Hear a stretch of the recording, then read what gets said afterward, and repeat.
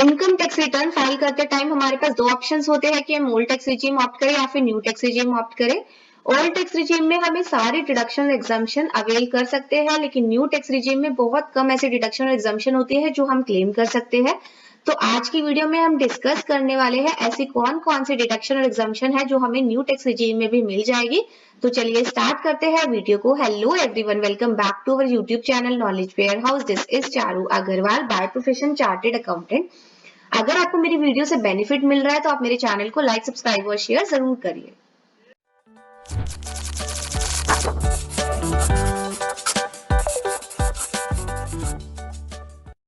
Deductions and exemption in new tax regime.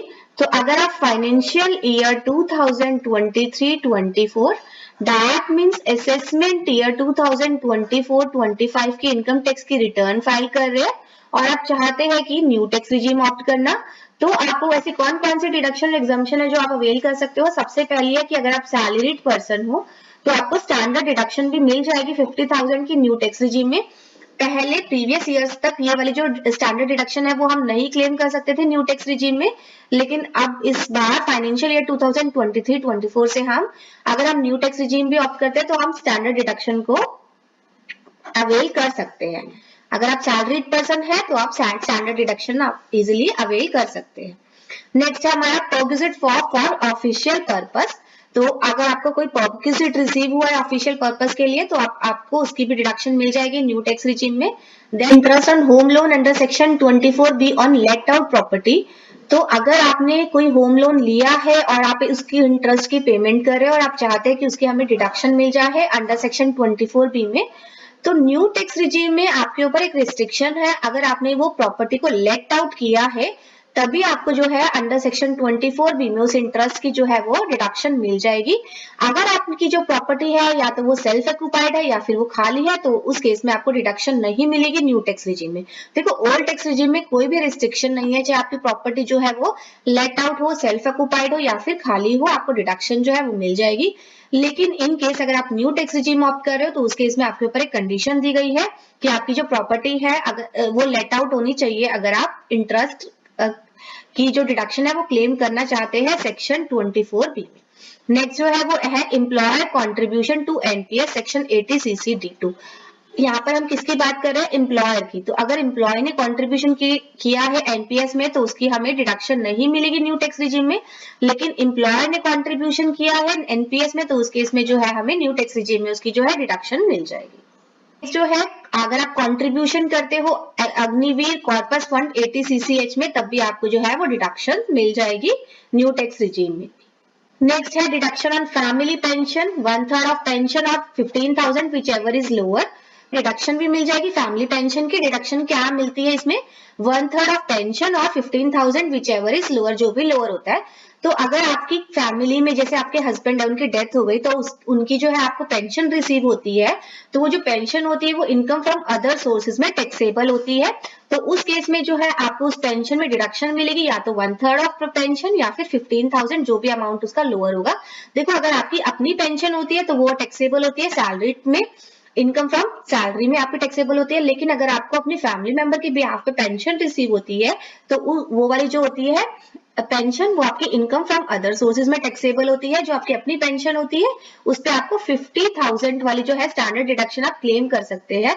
लेकिन अगर आपको जो पेंशन किसी अपने फैमिली मेंबर की बिहाफ पे रिसीव होती है उस केस में जो आपकी डिडक्शन होती है 1/3 ऑफ पेंशन या फिर 15,000 विच एवर इज लोअर। अगर हम एग्जाम्पल देखें तो 60,000 किसी की पेंशन मिलती है तो उस केस में आपकी जो 1/3 उस पेंशन का अमाउंट कितना होता है? 20,000 और 15,000 जो भी लोअर है उस अमाउंट का आपका डिडक्शन क्लेम हो सकता है। तो उस केस में जो आप डिडक्शन क्लेम करोगे वो कितना करोगे? 15,000 रुपीज।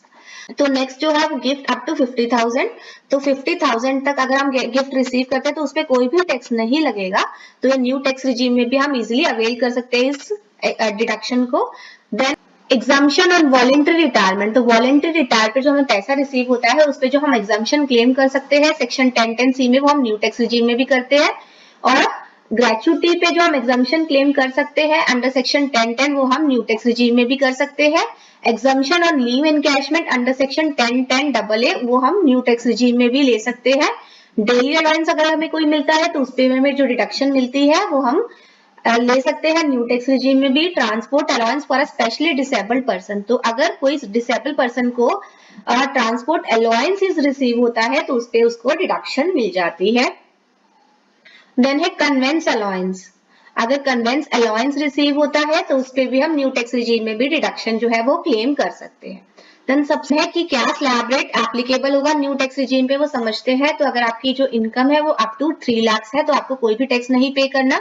3 लाख से 6 लाख के बीच में है तो आपको 5% टैक्स पे करना पड़ेगा। 6 लाख से 9 लाख के बीच में है तो 10% टैक्स पे करना है। 9 लाख से 12 लाख के बीच में है तो 15% टैक्स पे करना पड़ेगा। 12 लाख से 15 लाख के बीच में है तो आपको 20% टैक्स पे करना है। 15 लाख से अबव है तो उस केस में आपको 30% टैक्स पे करना है।